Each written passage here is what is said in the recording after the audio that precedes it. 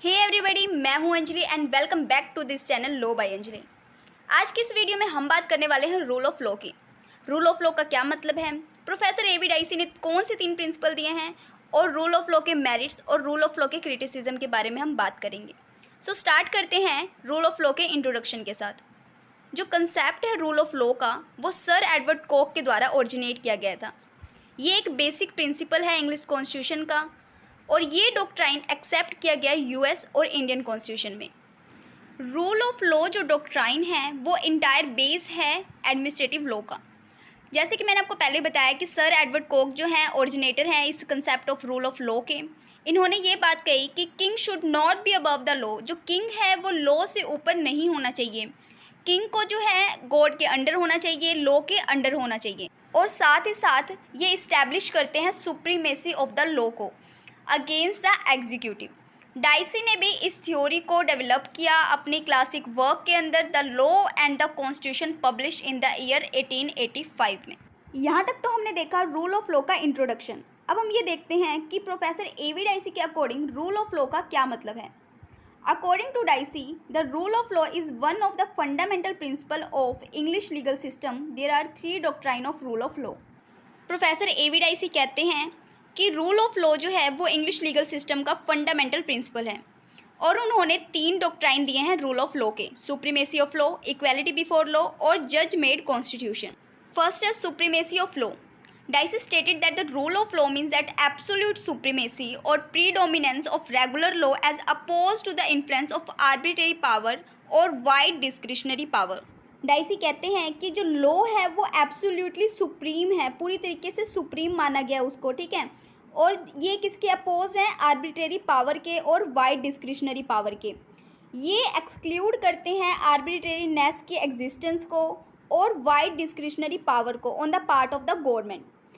एवी Dicey के according जो Englishman हैं वो रूल कर रहे थे लॉ के द्वारा and the law alone a man may be punished for a breach of law but can be punished for nothing else. एक मैन जो है वो पनिश किया जा सकता है ब्रीच ऑफ लॉ के लिए, लेकिन वो पनिश नहीं किया जा सकता फॉर नथिंग एल्स। अगर उसने कुछ भी नहीं किया है तो उसे उसके लिए पनिश नहीं किया जाएगा, ठीक है। ऐसे किसी पर्सन को पनिश नहीं किया जा सकता। प्रोफेसर एवी डाइसी के द्वारा दिया गया दूसरा प्रिंसिपल जो है वो है इक्वालिटी बिफोर लॉ। डाइसी ने ये स्टेट किया कि there must be equally before the law और equal subjection of all classes to the ordinary law of the land administered by the ordinary law courts. A V Dicey कहते हैं कि सभी person को इक्वली ट्रीट किया जाना चाहिए लॉ के सामने, ठीक है। और ये कहते हैं कि equal subjection of all classes, मतलब ऑर्डिनरी लॉ कोर्ट्स के द्वारा जो एडमिनिस्ट्रेट लैंड के जो ऑर्डिनरी लॉ हैं उनके लिए जो सभी क्लासेस के सब्जेक्ट हैं वो इक्वली होने चाहिए। According to him, in England, all persons were subject to one and the same law, and there were no separate tribunals or special courts for officers of the government and other authorities. England के अंदर क्या था कि जो सभी persons थे वो एक ही लॉ के और सेम लॉ के सब्जेक्ट थे और वहाँ पर सेपरेट ट्रिब्यूनल्स नहीं थे, ना ही स्पेशल कोर्ट्स थे गवर्नमेंट के ऑफिसर्स के लिए और अदर अथॉरिटीज़ के लिए। सो एवी डाइसी ने इस फ्रेंच लीगल सिस्टम को, ड्रॉइड एडमिनिस्ट्रेटिव के फ्रेंच लीगल सिस्टम को क्रिटिसाइज़ किया, जिसमें स्टेट और सिटीजन्स के बीच डिसाइडिंग केसेस के लिए एडमिनिस्ट्रेटिव ट्रिब्यूनल को डिस्टिंक्ट किया गया था, अलग किया गया था। थर्ड प्रिंसिपल है जज मेड लॉ, जो कि अनरिटन कॉन्स्टिट्यूशन होते हैं। Dicey stated that in many countries rights such as right to personal liberty, freedom from arrest, freedom to hold public meeting etcetera are guarantees by a written constitution, but in England it is not so. हमारे India के अंदर Indian constitution के द्वारा ये rights जो हैं citizens को available हैं, सिटीजन को दिए गए हैं कॉन्स्टिट्यूशन के द्वारा, लेकिन इंग्लैंड के अंदर ऐसा नहीं होता। In England those rights are the result of judicial decision in concrete cases which have actually arisen between the parties. But England में ऐसा नहीं होता। इंग्लैंड के अंदर जो सिटीजन्स के राइट्स हैं वो जुडिशियल डिसीजन से जनरेट होते हैं, जुडिशियल डिसीजन का रिजल्ट होते हैं। Thus he emphasized the role of the courts of law as guarantors of liberty. Guarantors of liberty के रूप में कोर्ट ऑफ लॉ के रोल पर एम्फेसाइज किया गया है, कोर्ट ऑफ लॉ के रोल पर जोर दिया गया है और ये सजेस्ट किया गया है कि जो राइट्स हैं वो सिक्योर किया जाएंगे more adequately if they were enforceable in the courts of law. अगर वो कोर्ट ऑफ लॉ के अंदर लागू करने योग्य हैं, इन्फोर्स करने योग्य हैं तो then by mere declaration of those rights in a document, ना कि किसी डॉक्यूमेंट के अंदर राइट को डिक्लेयर किया जाएगा। हमारे इंडिया के अंदर सिर्फ 2 प्रिंसिपल, जो फर्स्ट 2 प्रिंसिपल हैं वो ही अडॉप्ट किए गए हैं। ये जो थर्ड प्रिंसिपल है ये अडॉप्ट नहीं किया गया है, क्योंकि हमारे यहाँ पर रिटन कॉन्स्टिट्यूशन है और वो ही सुप्रीम है, जो कि प्रोवाइड करता है सिटीजन्स को उसके राइट्स और उसके ऑब्लिगेशन।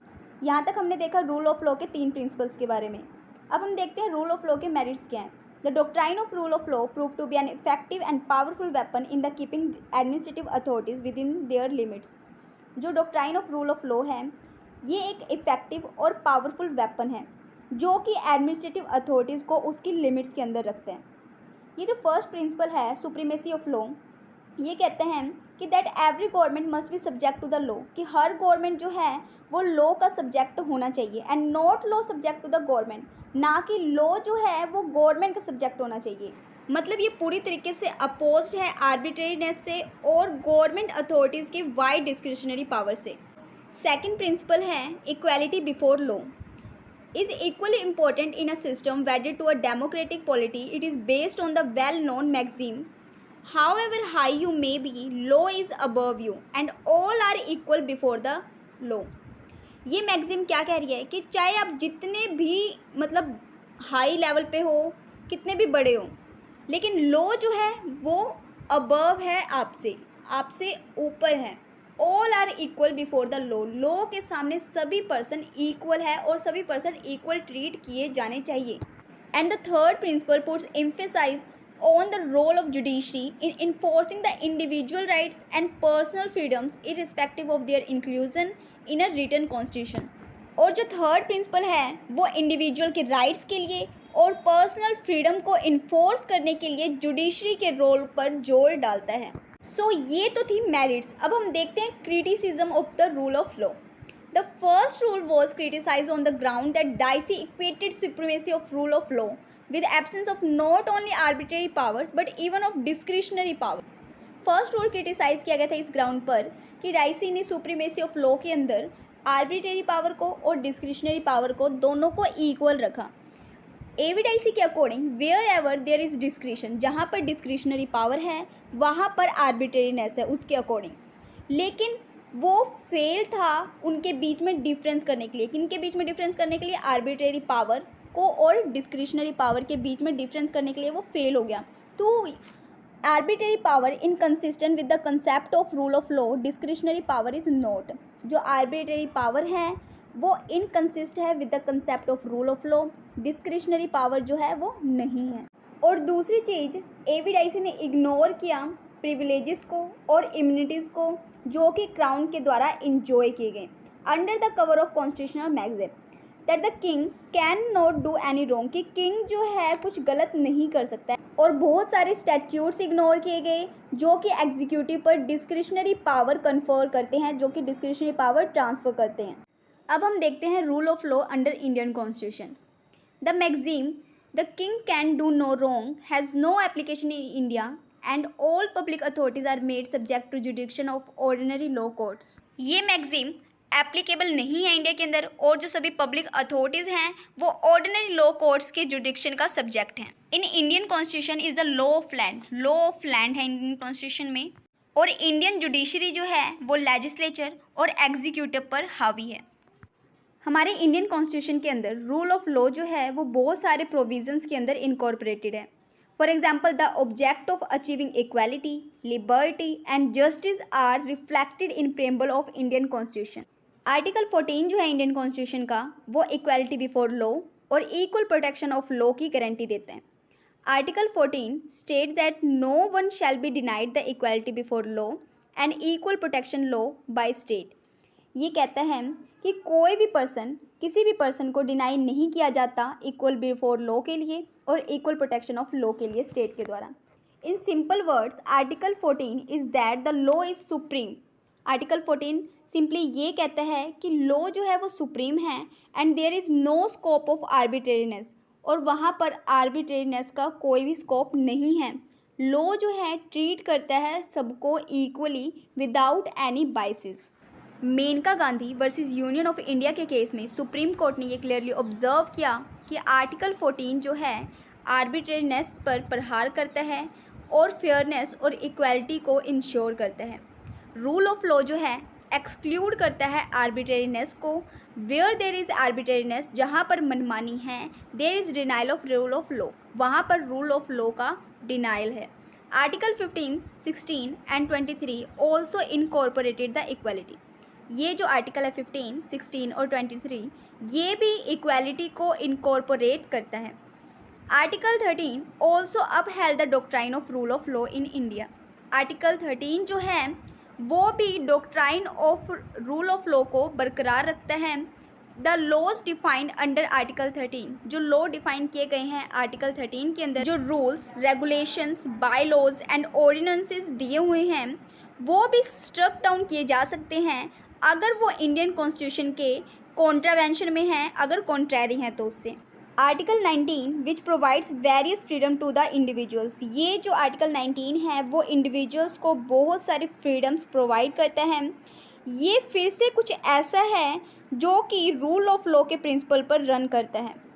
आर्टिकल 14, 19 और 21 जो है इंडियन कॉन्स्टिट्यूशन का आर सो असेंशियल, ये बहुत ज़्यादा असेंशियल हैं। They are often called as the golden triangle of the constitution. ये तीन जो आर्टिकल हैं आर्टिकल 14, 19 और 21 इन्हें गोल्डन ट्राइंगल कहा जाता है इंडियन कॉन्स्टिट्यूशन का। सो फ्रेंड्स, ये था हमारा rule of law. Rule of law के अंदर हमने रूल ऑफ लॉ के इंट्रोडक्शन के बारे में जाना, उसके मीनिंग के बारे में जाना, और एवी डाइसी के द्वारा जो दिए गए 3 प्रिंसिपल्स हैं उनको पढ़ा। फिर उसके बाद हमने रूल ऑफ लॉ के मेरिट्स और क्रिटिसिज्म डिस्कस किए और रूल ऑफ लॉ को इंडियन कॉन्स्टिट्यूशन के अंदर हमने पढ़ा। So friends, rule of law वाला टॉपिक जो है वो हमारा कवर हो चुका है। अगर आपके डाउट्स हैं तो मुझसे कमेंट सेक्शन के थ्रू पूछ सकते हैं।